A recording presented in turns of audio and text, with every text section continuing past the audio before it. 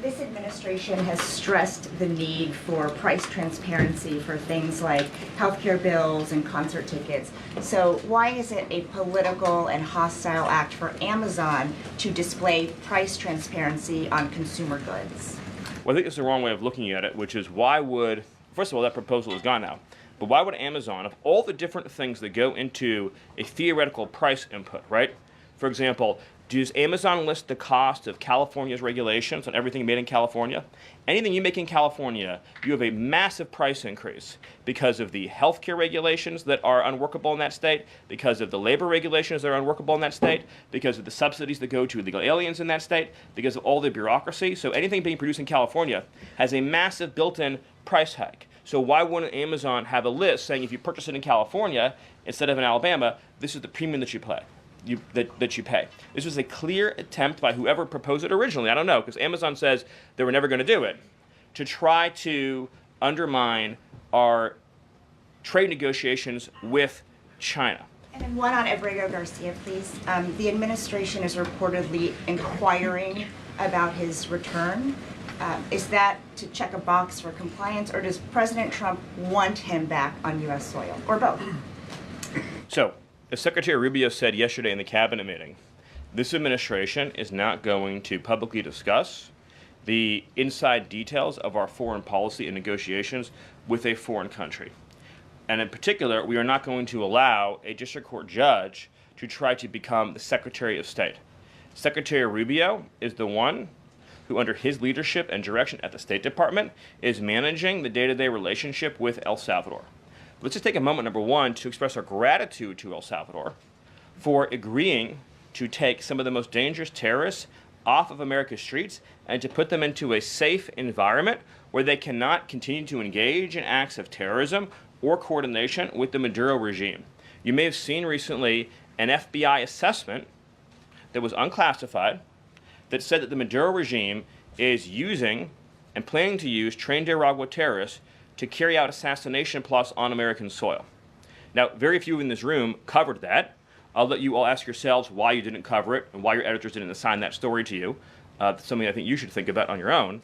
But this is a earth-shattering piece of news. The Biden administration imported the terrorist army that our own FBI assesses is planning assassination strikes on American soil against critics of the Maduro regime. Those are the terrorists that President Trump is finding and apprehending that our Democrat judges and Democrat activists are trying to keep on U.S. soil. Tren de Aragua has the same legal status as Al-Qaeda and ISIS. MS-13 has the same legal status as Al-Qaeda and ISIS. These are foreign terrorists operating on our soil. And our gratitude to El Salvador for agreeing to take custody of these terrorists is immense. With respect to the case that you mentioned, there's now even been more evidence that has been made public of this person's violent, repeated threats and assaults against his spouse, someone who had repeated, documented human trafficking and human smuggling offenses, somebody that has extensively documented membership in MS-13, a terrorist organization, and of course he had MS-13 tattooed on his knuckles. This is a person that was a clear and present danger to the safety of the American people. And it is a sad reflection on the state of our media and many of the outlets represented in this room that you obsessively try to shill for this MS-13 terrorist. Well, no coverage occurred in your papers about any of the Americans that were raped and tortured and murdered by the illegals that Biden was importing into our country. You know, you talk about due process. The Biden administration made the decision to give extensive due process to two Tren de Aragua terrorists that were apprehended at the border just a couple years ago. They were two gentlemen.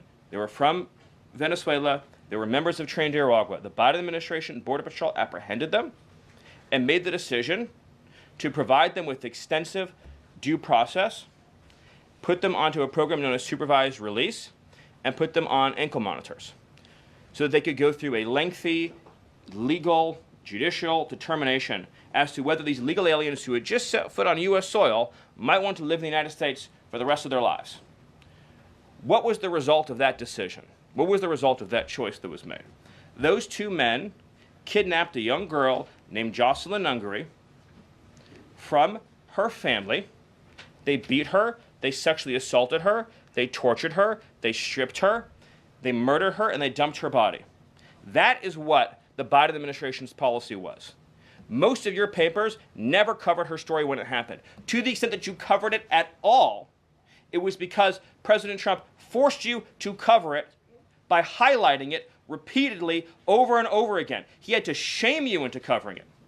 And each and every one of you that sides over and over again with these MS-13 terrorists, to the extent that you have the financial means to do so, you all choose to live in condos or homes or houses as far away from these kinds of gangbangers as you possibly can. If I offered any one of you a rent-free home with no taxes to pay in any of these gang neighborhoods, and I said your neighbors are MS-13 terrorists or Mexican mafia or Sinaloa cartel or Tren de Aragua, I couldn't pay you to live there. But yet you, with your coverage, are trying to force innocent Americans to have these people as their neighbors, and that one day their daughter may be abducted from their home and raped and murdered.